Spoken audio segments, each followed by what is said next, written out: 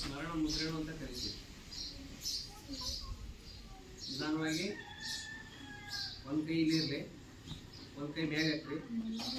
ಉಸಿರನ್ನ ನಿಧಾನವಾಗಿ ಒಂದು ಕಡೆಯಿಂದ ತಗೊಳ್ರಿ.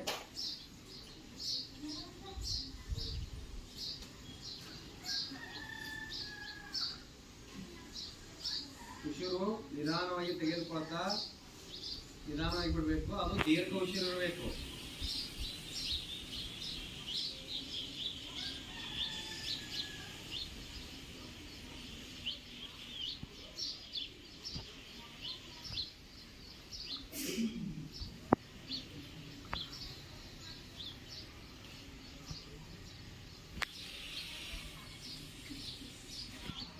ಉಸಿರನ್ನ ಬಿಡಬೇಕು. ಯಾವುದರಿಂದ ಉಸಿರು ಬಿಟ್ಟಿರ್ತೀರಿ ಅಲ್ಲಿಂದ ತೆಗೆದುಕೊಳ್ಬೇಕು ಉಸಿರನ್ನ. ಗೊತ್ತಿದೆ ಅಲ್ವಾ?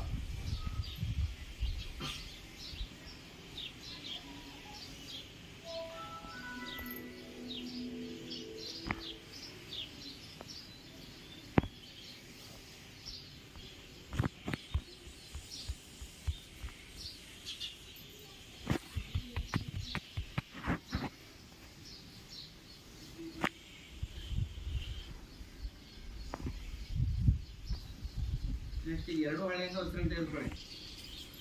ನಿಮ್ಮ ದೇಹ ನೇರವಾಗಿರಲಿ.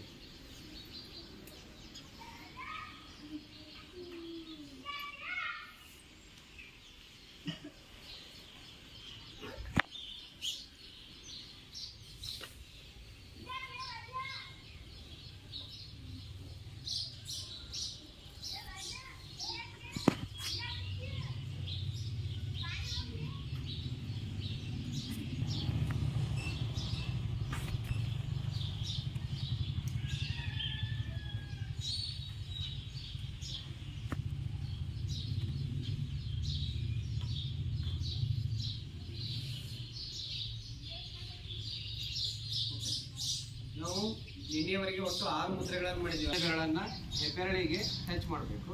ಇವೆರಡು ಉಳಿದಂತಹ ಬೆರಳುಗಳು ಮುಂಭಾಗಕ್ಕೆ ಇರಬೇಕು. ನೋಡಿ, ಕಾಣಿಸ್ತಿದೆನಾ? ಉಂಗುರದ ಬೆರಳು ಮತ್ತು ಮಧ್ಯದ ಬೆರಳು ಟಚ್ ಆಗಿರಬೇಕು.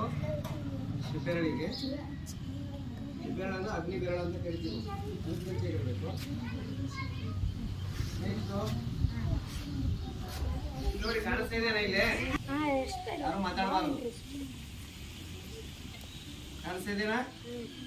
ಹಾಂ, ಇವು ಎರಡು ಬೆರಳಿಗೆ ಮುಂದೆ ಇರಬೇಕು. ಮುಂದೆ ಕಾಣಿಸ್ತದ?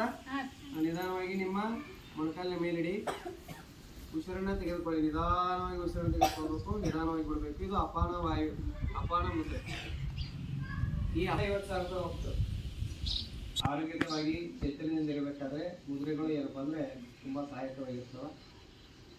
ನೆಕ್ಸ್ಟು ಇನ್ನೊಂದು ಮುದ್ರೆ. ಇದು ಅಪಾನ ಮುದ್ರೆ ಆದ ನಂತರ ನೆಕ್ಸ್ಟ್ ಇನ್ನೊಂದು ಮುದ್ರೆ ಪರಿಚಯ ಮಾಡ್ಕೊಳ್ಳೋಣ. ಉಸಿರು ತೆಗೆದುಕೊಂಡು ಉಸಿರು ಬಿಡೋದು ಮಾಡಿದ್ರಾ? ರೈಟ್.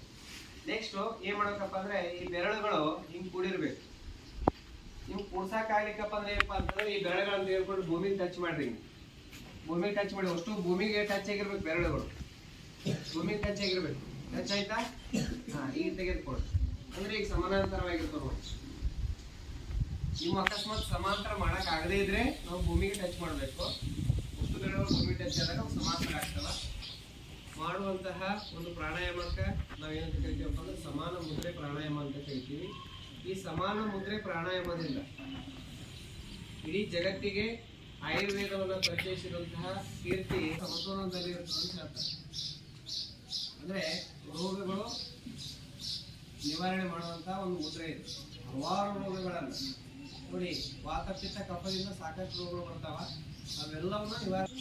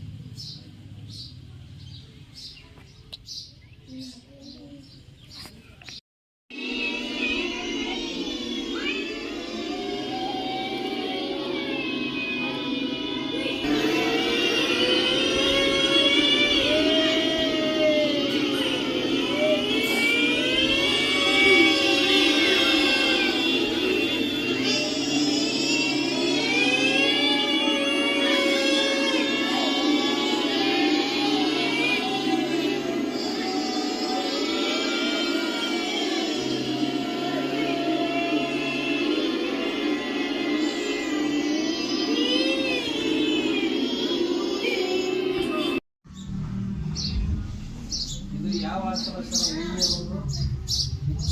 ಯಾವ್ದಿದ ಭ್ರಮರಿ ಪ್ರಾಣಾಯಾಮ. ಅನ್ಬೇಕು ಏನೋ ಹುಯ್ ಹುಯ್ ಏನಾಗತ್ತೆ ನೀವು